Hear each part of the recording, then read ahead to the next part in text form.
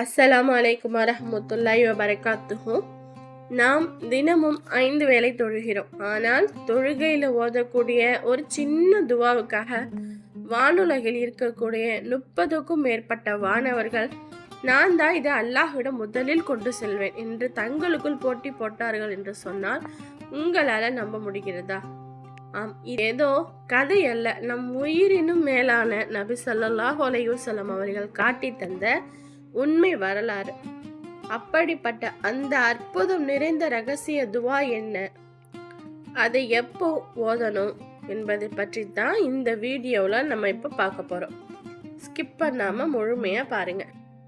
ஒரு முறை நபி ஸல்லல்லாஹு அலைஹி வஸல்லம் அவர்களும் சஹாபாக்களும் சேர்ந்து தொழுது கொண்டிருக்கிறார்கள். அப்போது ஒரு மனிதர் மூச்சிறைக்கு அவசரமாக வந்து தொழுகையில் இணைகிறார்.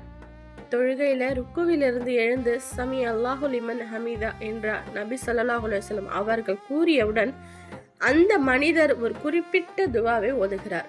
தொழுகை முடிந்து சலாம் கொடுத்ததும் நபி ஸல்லல்லாஹு அலைஹி வஸல்லம் அவர்கள் திரும்பி தொழுகையில் இப்போது அந்த வார்த்தைகளை கூறியவர் யார் என்று கேட்கிறார்கள். அந்த மனிதரோ பயந்து போய் அமைதியாக இருக்கிறார். நபி ஸல்லல்லாஹு அலைஹி வஸல்லம் அவர்கள் மீண்டும் அஞ்ச வேண்டாம், பயப்படாமல் கூறுங்கள், ஏனெனில் அவர் தவறாக எதையும் கூறவில்லை என்றார்கள்.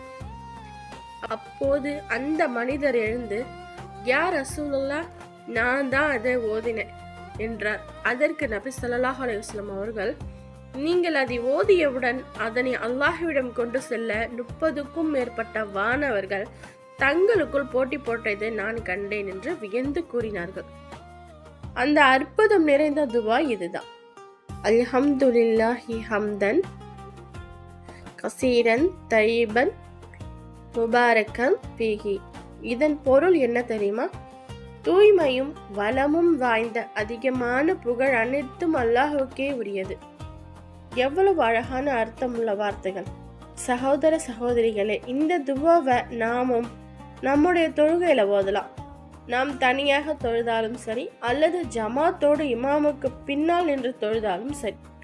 ருக்குவிலிருந்து நிமிர்ந்து ரப்பனா வலக்கல் ஹம்து என்று சொன்னதற்கு பிறகு உடனே இந்த துவாவை ஓத வேண்டும். வெறும் 3 அல்லது 4 வினாடிகள் தான் ஆகும்.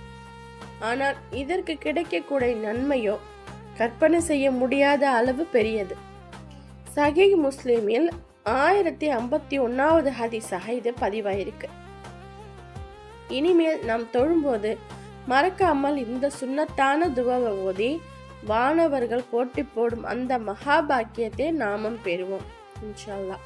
இந்த தகவல் உங்களுக்கு பயனுள்ளதாக இருந்தால் உங்களுக்கும் உங்களது நண்பர்கள் மற்றும் குடும்பத்தினருக்கும் பகிர்வதன் மூலம் நன்மையை ஏவி நற்கூலியை பெற்றுக்கொள்ளுங்கள். இந்த பதிவு உங்களுக்கு பிடிச்சிருந்தா லைக் பண்ணுங்க, சப்ஸ்கிரைப் பண்ணுங்க. ஜஸக்கல்லாஹ் ஹைரன். அஸ்ஸலாமு அலைக்கும்.